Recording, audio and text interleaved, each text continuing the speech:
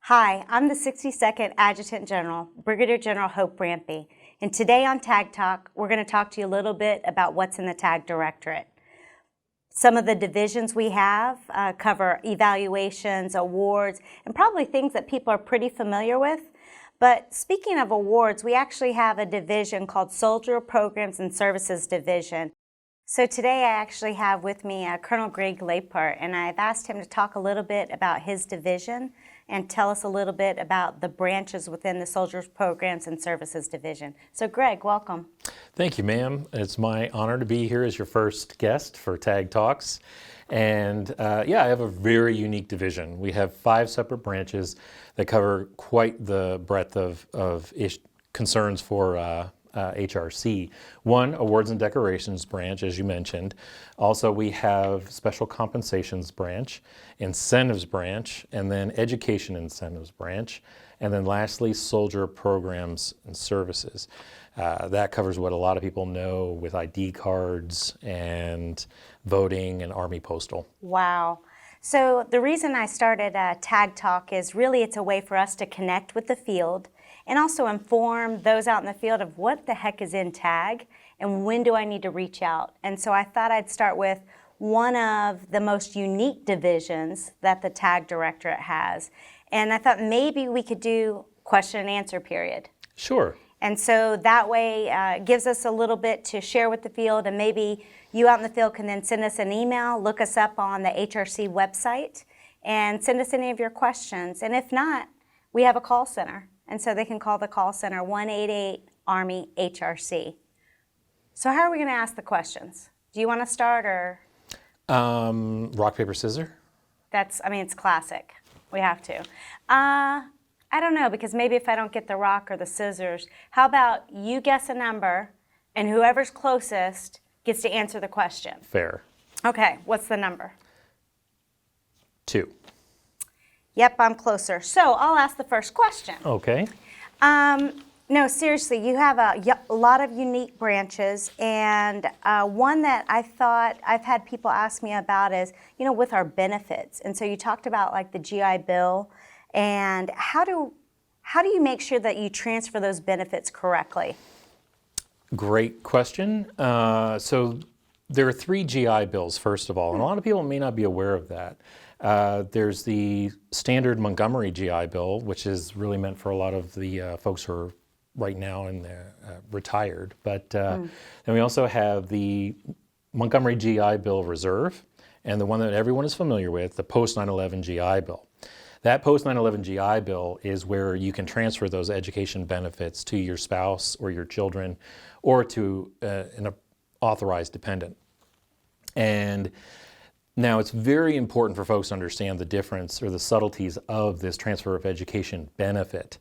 It's meant as a retention tool, whereas the post 9/11 GI Bill is a recruiting tool.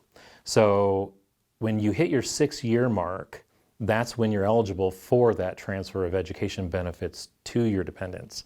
And so it's very important that at that 6-year mark, you transfer your benefits so that you can start chewing away at that 4-year time clock that you have to meet with your service obligation. At the end of that 4-year mark, then there's no issues with the complete transfer of those benefits. If you fail to meet that 4-year obligation, you run the risk of paying back a debt if one of your dependents actually utilize the TEB, or 2, if you didn't utilize the TEB, you lose it. So it's important that folks get after that early. Where can they find out more information about the different GI Bills and utilization of those benefits? They can go onto our webpage under the TAG Directorate, under SPSD and Education's Incentives branch. But I strongly encourage everyone to go onto MillConnect, log in, and verify their current status of their transfer of education benefits if they're eligible. All right, great. So everyone's always interested in money. So we talked a little bit about money. Another key topic we get questions on, of course, are awards. And so we're used to the individual awards, but two things when it comes to awards I've gotten questions on. Can I wear a sister service award? And I was just in a COCOM. What are the rules with that? So sister service awards are very unique, and so one, it all depends on how you validate that you served with the sister service. So I can't stress enough, it's not just co-location with a sister service. You have to provide a joint manning document or a set of orders that show that you were assigned to a sister service. Or we also accept travel vouchers, 1610s, that show that relationship with the sister service. That helps us verify that you're eligible to wear it. So if a sister service does submit a soldier for an award, it does need to be submitted through the soldier's original chain of command during that assignment. And then once it gets its way here to HRC, we'll be able to validate that authorization. All right. Kind of unfair. I asked you two in a row. So you wanna try and guess at the next number? So 2, I assume I'm low. If you were closer, 5. Yeah, still not it. All right. But it was a good try. Fair enough. It was Okay, closer thank you. than 2. Okay. So I'm going to kind of stay along the conversation of awards. So talked a little bit about sister service awards. Another one that we get from the field a lot is unit awards. And it's not even how do I submit it, but what's the timeline? You know, how do I submit it? And then how can I track it? Because I know it takes an enormous amount of time to be able to process it. Unit awards take on average about 9 to 14 months, and that's largely due to the agencies in which it has to go through that are both internal and external to the Army. One of those, the Center for Military History, takes about 9 months to process through.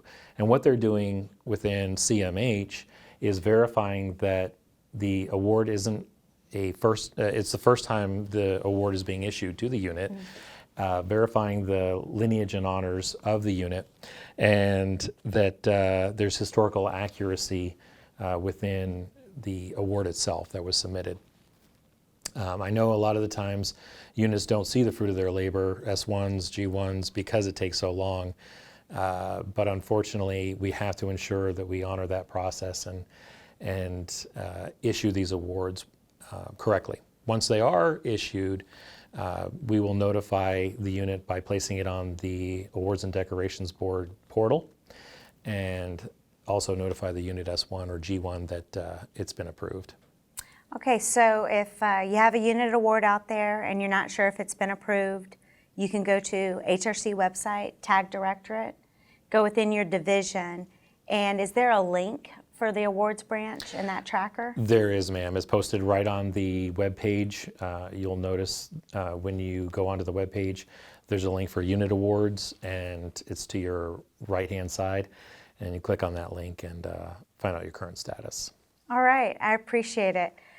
You know, another thing along the lines of taking care of soldiers, our S1s and G1s in the field are pretty familiar with DD93, SGLI, and the importance of keeping them up to date. But one of the other things that we have, a special thing within your division, is what we call Ziggly. And really it's about insurance for the injured and not those that are already deceased. And so I thought I'd ask, can you explain a little bit about that to the field? Sure, thank you, ma'am. So Ziggly, or the Traumatic Service Members Group Life Insurance, is an important rider to the current insurance that soldiers have with SGLI. And what dollar of what you are paying currently for SGLI is going towards Ziggly. And a lot of people don't know that. So you're automatically covered if you're paying for your SGLI. And those payments are made in $25,000 increments up to $100,000. Now, the catch here is that you have to have a qualifying injury. So those qualifying injuries, we could fill an entire tag talks with what it takes to qualify, because it references a table of losses for things in layman's terms, such as bathing, being able to eat, consonants, and a number of other areas that, you know, if you lost those abilities, daily life activities, then you may qualify. So if your command has a soldier that may fit into that boat, please reach out to us in the Soldier Program Services Division, more specifically within the Soldier Special Compensation Branch.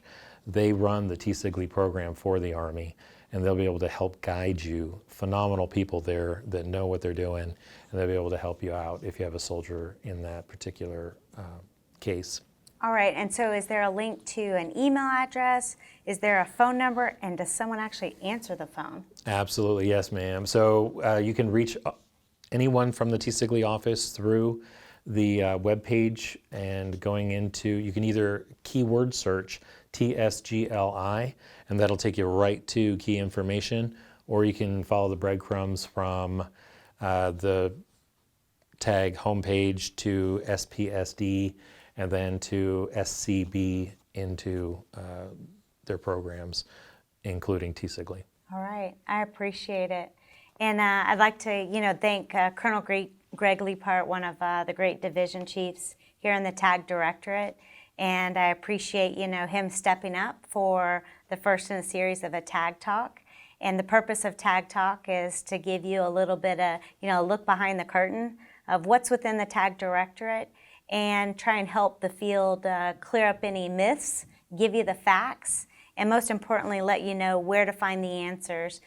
We're here to help, and I just want to say, on behalf of the TAG family, thank you for what you do each and every day for soldiers, and we look forward to seeing you again at a future TAG Talk, where we talk about the new evaluation boards and also derogatory information that will be seen in front of future promotion boards.